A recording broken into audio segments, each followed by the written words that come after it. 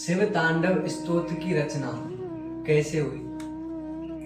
रावण जो बहुत विद्वान थे, सुंदर छंदात्मक भाव से उन्होंने शिव तांडव स्तोत्र की रचना करी।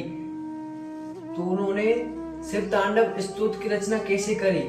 रावण जो कि परम विद्वानों में जिनका अग्रगण्य नाम आता है, जो इतने सुंदर छंदात्मक भावों से प्रभु शिव जी की स्तुति करी और शिव तांडव स्तोत्र की रचना करी। अभिमान किसी का भी हो, अभिमानी का कभी हित होता नहीं, अभिमानी का कल्याण होता नहीं।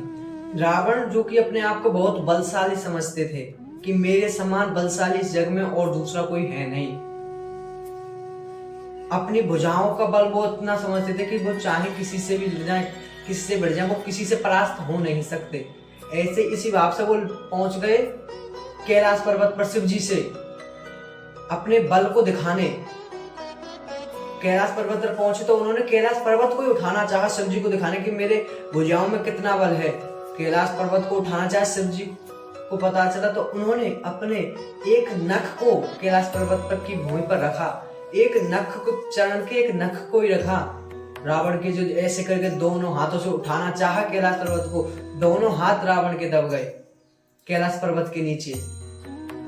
रावण घबरा गया, ये क्या हो गया। वो उसने काफी प्रयास किए लेकिन उसके हाथ निकले नहीं। अंत में उसने हार मान ली और उसको लगा कि मेरे से भूल हो गई प्रभु, और उसने छंदात्मक भावों से प्रभु शिव जी की स्तुति करी।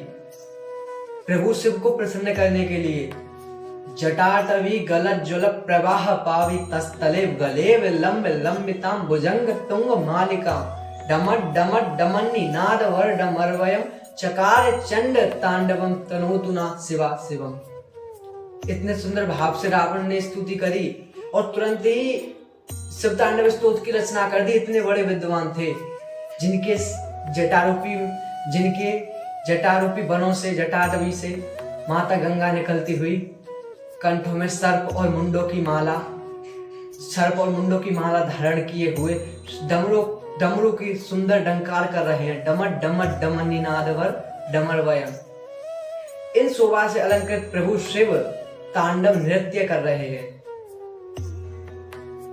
जिनके सर से सुंदर मां गंगा बह रही है। उन शिव की इस शोभा को देखो मैं प्रणाम करता हूं उनको, जो इस शोभा से तांडव नृत्य कर रहे हैं। उन प्रभु शिव को मैं प्रणाम करता हूं।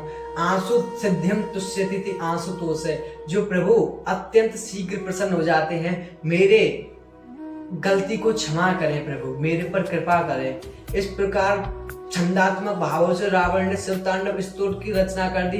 पूरा शिव तांडव स्तोत्र गाया। प्रभु को इतना अच्छा लगा कि उन्होंने रावण को माफ भी किया, रावण को वर भी दिया और ये कहा जो भी नित्य शिव तांडव स्तोत्र का पाठ करेगा उसके समस्त कष्ट दूर हो जाएंगे। जैसे रावण का कष्ट दूर हो गया, ऐसे ही उसके समस्त कष्ट दूर हो जाएंगे। उसको धन, धान्य और सुख संपत्ति की प्राप्ति होगी, मेरी भक्ति की प्राप्ति होगी। जो नित्य शिव तांडव स्तोत्र का पाठ करेगा उसको रावण मेरी भक्ति प्राप्त होगी। ऐसा रावण को वर दिया। रावण ने कई वर भी मांगे और फिर तभी से रावण शिव जी के भक्त हो गए। शिव जी के भक्तों में रावण भी एक है, जो शिव जी के बहुत बड़े भक्त हुए। उन्होंने अपने शिव जी की आराधना में, शिव जी की तपस्या में अपने 10 सिरों को एक एक बार काट कर एक एक सर को होम किया। प्रभु शिव को प्रसन्न करने के लिए होम अग्नि में काट के अग्नि में डाल दिया। प्रभु शिव को प्रसन्न करने के लिए इतने बड़े भक्त थे वो प्रभु शिव के। आराधना करी, लेकिन आराधना तो करी, उस आराधना का केवल उद्देश्य गलत था। तो जिसका उद्देश्य, जिसके चाहे आप प्रभु के भक्त हैं लेकिन आपके आचरण गलत होंगे, तो फिर प्रभु को स्वयं अवतार लेकर रावण को मारना पड़ा। एक तरफ तो प्रभु ने वर दिया और उसी तरफ रावण का संहार करने के लिए हनुमान जी का रूप लेकर आए। तो यदि आप प्रभु के भक्त भी हैं लेकिन भक्ति करते हुए आप अपराध करेंगे, पाप कर्म करेंगे, तो फिर आपको भी शायद नहीं बख्शेंगे। लेकिन भक्त का केवल इतना है कि भक्त को मारने के लिए प्रभु को स्वयं आना पड़ा अवतार लेकर।